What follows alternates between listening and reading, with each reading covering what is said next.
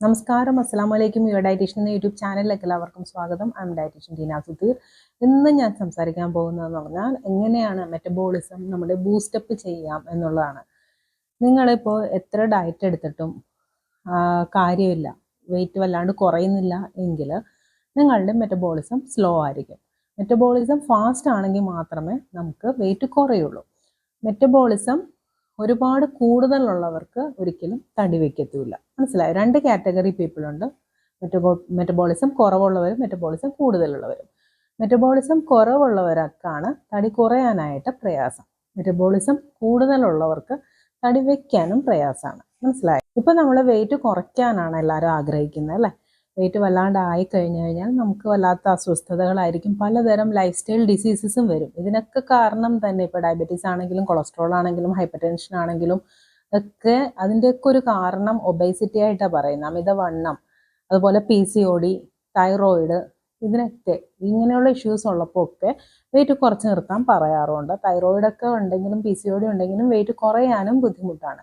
ഇതിനൊക്കെ ഒരു പരിഹാരം എന്ന നിലയിലാണ് ഞാൻ പറയുന്നത്, മെറ്റബോളിസം നിങ്ങളുടെ കൂട്ടണം. എങ്ങനെയാണ് മെറ്റബോളിസം കൂട്ടുക? ഒന്നാമത്തേത്, ഡയറ്റിൽ കൂടെ നമുക്ക് കൂട്ടാൻ പറ്റും. സാധാരണ നിങ്ങൾ ഡയറ്റ് എടുക്കുമല്ലോ, പോർഷൻ കൺട്രോളിൽ ഭക്ഷണം കഴിക്കാം, ഒരുപാട് പ്രോസസ്ഡ് ആയിട്ടുള്ള ഭക്ഷണങ്ങൾ ഒഴിവാക്കാം, പുറമേ നിന്നുള്ള ഭക്ഷണങ്ങൾ ഒഴിവാക്കാം, പാക്കറ്റ് ഫുഡ്സ് ഒഴിവാക്കാം. ഇതൊക്കെ മെറ്റബോളിസം ബൂസ്റ്റപ്പ് ചെയ്യാനുള്ള ഒരു വഴിയാണ്. അതുകൂടാതെ കുറേ സ്പൈസസ് ഉണ്ട്. നമ്മൾ പണ്ടൊക്കെ വീടുകളിൽ ഒരുപാട് സ്പൈസസ് ഒക്കെ ഇട്ടാണ് വെള്ളം തിളപ്പിച്ചുകൊണ്ടിരുന്നത്. അതായത് കറുകപ്പട്ടയിട്ട് വെള്ളം തിളപ്പിക്കും, ചുക്കിട്ട് വെള്ളം തിളപ്പിക്കും, അതുപോലെ കുരുമുളക് ചിലർ ആഡ് ചെയ്യാറുണ്ട് വെള്ളത്തിൽ, മല്ലി ആഡ് ചെയ്യാറുണ്ട്. പക്ഷേ ഇന്ന് അങ്ങനത്തെ രീതിയല്ല. ഇന്ന് നമ്മൾ ഫിൽറ്റേർഡ് വാട്ടറാണ് കൂടുതൽ യൂസ് ചെയ്യുന്നത്, അല്ലേ? അതുകൂടാതെ തന്നെ ഇതുപോലെയുള്ള സ്പൈസസ് മെറ്റബോളിസം കൂട്ടാനായിട്ട് സഹായകരമാണ്. അതിൽ ഇമ്പോർട്ടൻ്റ് ആയിട്ടുള്ള സ്പൈസസ് ആണ് കറുകപ്പട്ട. കറുകപ്പട്ട പൊടി ആയിട്ട് മാർക്കറ്റിൽ കിട്ടും, അത് യൂസ് ചെയ്യരുത്. കറുകപ്പട്ടയുടെ സ്റ്റിക്ക് വാങ്ങിയിട്ട് പൊടിച്ചിട്ട് നിങ്ങൾക്ക് ഫ്രിഡ്ജിൽ സൂക്ഷിക്കാം, അത് ഉപയോഗിക്കാവുന്നതാണ്. കറുകപ്പട്ട ഇട്ട് വെള്ളം തിളപ്പിച്ച് കുടിക്കാം, അല്ലെങ്കിൽ കറുകപ്പട്ടയുടെ പൊടി തിളച്ച വെള്ളത്തിലിട്ട് മിക്സ് ചെയ്തിട്ട് അത് യൂസ് ചെയ്യാവുന്നതാണ്. അതുപോലെ തന്നെ കുരുമുളക് മെറ്റബോളിസം കൂട്ടും. കുരുമുളകിൻ്റെ പൊടി നമുക്ക് പെപ്പർ ടീ എന്ന് പറഞ്ഞാൽ പഞ്ചസാരയിട്ട ടീ അല്ല ഉദ്ദേശിക്കുന്നത്, വെറും കുരുമുളകിൻ്റെ പൊടി ഇട്ട് വെള്ളം തിളപ്പിച്ച് കുടിക്കാം. അല്ലെങ്കിൽ ജിഞ്ചർ ടീ, ഇഞ്ചി വളരെ നല്ല ഓപ്ഷനാണ്. പച്ചമഞ്ഞൾ വളരെ നല്ലതാണ് മെറ്റബോളിസം ബൂസ്റ്റപ്പ് ചെയ്യാനായിട്ട്. അയമോദകം വളരെ നല്ലതാണ് മെറ്റബോളിസം കൂട്ടാനായിട്ട്. അതുപോലെ ജാതിക്കയുടെ കുരു പൊടിച്ചു വെച്ചതും വളരെ നല്ലതാണ് മെറ്റബോളിസം കൂട്ടാൻ. നല്ല ജീരകം വളരെ നല്ലതാണ് മെറ്റബോളിസം കൂട്ടാനായിട്ട്. നല്ല ജീരകവും കുരുമുളകും ഒക്കെ ഇട്ട് മിക്സ് ചെയ്ത്, അത് രണ്ടും കൂടെ ഇട്ട് മിക്സ് ചെയ്ത് വെള്ളം തിളപ്പിച്ച് കുടിച്ചു കഴിഞ്ഞാലും വളരെ നല്ലതാണ്. അപ്പം നിങ്ങൾക്ക് സൂയിറ്റബിൾ ആയിട്ടുള്ള, കാരണം ഓരോരുത്തരുടെ ശരീരത്തിനും വ്യത്യസ്തമായിരിക്കും ഓരോ ഭക്ഷണം. ചിലർക്ക് കുരുമുളക് കഴിച്ചു കഴിഞ്ഞാൽ വല്ലാത്ത അസിഡിറ്റി ഒക്കെ ഫീൽ ചെയ്യും, വയറ് വല്ലാണ്ട് എരിയുന്നൊരു ഫീലായിരിക്കും. അങ്ങനെയുള്ളവർക്ക് അത് ഒഴിവാക്കാം, കറുകപ്പട്ട യൂസ് ചെയ്യാം. നിങ്ങളുടെ ബോഡിക്ക് ഏതാണ് സൂയിറ്റബിൾ എന്ന് വെച്ചാൽ അങ്ങനെയുള്ള സ്പൈസസ് യൂസ് ചെയ്യുക. അല്ലാതെ എല്ലാവർക്കും സൂയിറ്റബിൾ ആകണമെന്നില്ല. ചിലർക്ക് ജാതിക്കയുടെ കുരു പൊടിച്ചിട്ട് അത് യൂസ് ചെയ്ത് കഴിഞ്ഞാൽ ചിലർക്ക് കോൺസ്റ്റിപ്പേഷൻ വരുമെന്ന് പേഷ്യൻസ് പറയാറുണ്ട്, എൻ്റെ ക്ലയൻസ് തന്നെ പറയാറുണ്ട്. അപ്പം അതുകൊണ്ട് അത് പറ്റാത്തവർക്ക് അത് ഒഴിവാക്കാം. വേറെ സ്പൈസസ് ഉണ്ടല്ലോ, ഏതെങ്കിലും സ്പൈസസ് ഇട്ട് വെള്ളം തിളപ്പിച്ച് കുടിക്കുന്നത് വളരെ നല്ലതാണ്. ഈ സ്പൈസസ് ഇട്ട് വെള്ളം തിളപ്പിച്ച് കുടിച്ചു എന്ന് വെച്ചിട്ട് ബാക്കി എല്ലാ ഫാറ്റി ഫുഡ് കഴിക്കാമെന്ന് അതിൽ അർത്ഥമില്ല കേട്ടോ. ഒരുപാട് കാർബോഹൈഡ്രേറ്റ് അടങ്ങിയ ഭക്ഷണങ്ങൾ, ഒരുപാട് ഷുഗർ അടങ്ങിയ ഭക്ഷണങ്ങൾ കഴിക്കാം എന്നർത്ഥമില്ല. ഡയറ്റും നോക്കാം, മെറ്റബോളിസം ഇൻക്രീസ് ചെയ്യാൻ വേണ്ടിയിട്ട് ആണ് നമ്മൾ ഈ സ്പൈസസ് യൂസ് ചെയ്യുന്നത്. എത്ര ഡയറ്റ് എടുത്തിട്ടും വണ്ണം കുറയുന്നില്ല എന്ന് പലരും പറയുന്നില്ലേ, അതിന് ഒരു റെമഡി എന്ന നിലയിലാണ് ഞാൻ ഈ സ്പൈസസ് പറഞ്ഞത്. ഇപ്പോൾ ഡയറ്റിൻ്റെ കാര്യം കഴിഞ്ഞു. ഈ രണ്ടാമത്തെ ഒരു വേ ആണ് മെറ്റബോളിസം കൂട്ടാനുള്ളത്, വർക്കൗട്ട് വളരെ ഇമ്പോർട്ടൻ്റ് ആണ്. ഡയറ്റ് മാത്രം എടുത്തിട്ട് ഒരു കാര്യമില്ല. 80% ഡയറ്റും 20% വർക്കൗട്ടും നിർബന്ധമായിട്ടും വേണം മെറ്റബോളിസം കൂട്ടാനായിട്ട്.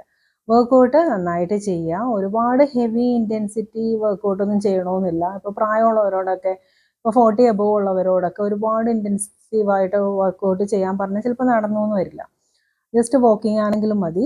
30 to 45 മിനിറ്റ്സ് നിർബന്ധമായിട്ട് നടക്കുക. ഏതെങ്കിലും തരത്തിലുള്ള ആക്ടിവിറ്റി, അതാണ് ഉദ്ദേശിക്കുന്നത്, അത് കൊണ്ടുവരിക. അതും മെറ്റബോളിസം ഇൻക്രീസ് ചെയ്യാനായിട്ട് സഹായകരമാണ്. മൂന്നാമത്തെ ഇതെന്ന് പറഞ്ഞാൽ നല്ല ഉറക്കം എന്ന് പറയുമ്പോൾ ഗുഡ് ക്വാളിറ്റി സ്ലീപ്പാണ് ഉദ്ദേശിക്കുന്നത്. ഇപ്പോൾ 8 മണിക്കൂർ നിങ്ങൾ ഉറങ്ങുന്നു, 8 മണിക്കൂറിൽ പകുതി നേരവും നിങ്ങൾ ഉണർന്ന് ഇരിക്കുകയാണ്, ഭയങ്കര ഡിസ്റ്റർബ്ഡ് ആയിട്ടുള്ള ഉറക്കമാണ്, ഇടക്കിടക്ക് എഴുന്നേൽക്കുക, ഇടക്കിടക്ക് ഞെട്ടി ഉണരുക, ഇങ്ങനെയുള്ള ഒരു സ്ലീപ്പ് ആയതുകൊണ്ട് കാര്യമില്ല. ഗുഡ് ക്വാളിറ്റി സ്ലീപ്പ് ആയിരിക്കണം. ഒരു 5 മണിക്കൂറാണ് നിങ്ങൾ ഉറങ്ങുന്നതെങ്കിലും നിങ്ങൾ കിടക്കുന്ന സമയം അല്ലെങ്കിൽ ഉറങ്ങുന്ന സമയം മുതൽ രാവിലെ എഴുന്നേൽക്കുന്ന സമയം വരെ ആ കണ്ടിന്യൂസ് ആയിട്ടുള്ള ഒരു സ്ലീപ്പ് കിട്ടണം. അങ്ങനെയുള്ള ക്വാളിറ്റി സ്ലീപ്പ് നിങ്ങൾക്ക് ഉണ്ടെങ്കിൽ നിങ്ങളുടെ മെറ്റബോളിസം ഓക്കെയാണ്. അല്ലെങ്കിൽ നിങ്ങളുടെ മെറ്റബോളിസം ഓക്കെ അല്ല. മനസ്സിലായോ? നിങ്ങൾ ഹെൽത്തിയർ അല്ല എന്നർത്ഥം. നല്ല ക്വാളിറ്റി സ്ലീപ്പ് ഉള്ളവർ വളരെയധികം ഹെൽത്തിയർ ആയിരിക്കും. അടുത്തത് മെറ്റബോളിസം കൂട്ടാനുള്ള ഒരു വഴിയാണ് വാട്ടറിൻ്റെ ഇൻടേക്ക് കൂട്ടുക എന്നുള്ളത്. വെള്ളത്തിൻ്റെ ഇൻടേക്ക് കൂട്ടണം. വെള്ളം എന്ന് പറയുമ്പോൾ ഞാൻ വെള്ളം കുടിക്കാൻ പറയുമ്പോൾ എൻ്റെ ക്ലയൻസിനോട് പറയുമ്പോൾ അവർ ഒരുപാട് വെള്ളമാണ് കുടിക്കുന്നത്. ഇപ്പോൾ 10 ലിറ്റർ വരെ കുടിക്കുന്ന ക്ലയൻസ് ഉണ്ട്. പക്ഷെ അങ്ങനൊന്നും ചെയ്യരുത് കേട്ടോ, കിഡ്നിക്ക് ലോഡ് താങ്ങില്ല. 35 ml per kg. നിങ്ങളുടെ എത്ര കിലോ ആണ് വെയിറ്റ് അതിനെ ഇൻറ്റു 35 ml കേട്ടോ, ml ആക്കുക, അതിനെ ലിറ്റർ ആക്കുക. അത്രയും വേണം നിങ്ങൾ വെള്ളം കുടിക്കാനായിട്ട്. മനസ്സിലായോ? 35 ml per kg ആണ് ഒരാൾക്ക് വേണ്ട വെള്ളത്തിൻ്റെ അളവ്. ഇപ്പോൾ കോമൺ ആയിട്ട് പറയുകയാണെങ്കിൽ ഒരു 2.5-3 ലിറ്റർ നിങ്ങൾക്ക് യൂസ് ചെയ്യാവുന്നതാണ്.